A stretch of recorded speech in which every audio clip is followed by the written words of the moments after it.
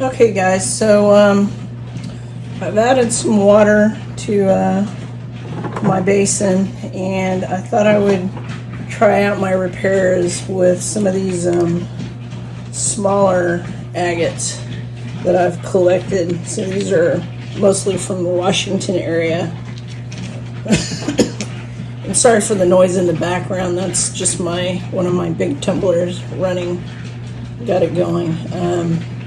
So let's see how these look. Let's cut this first one and see how it turns out.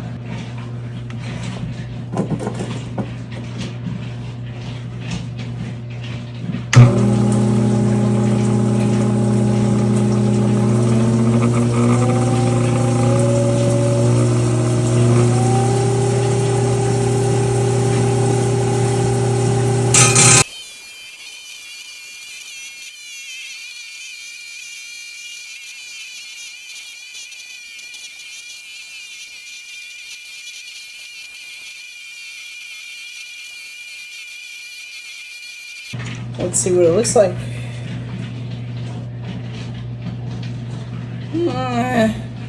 Not bad, but still pretty happy with my first cut. Not bad.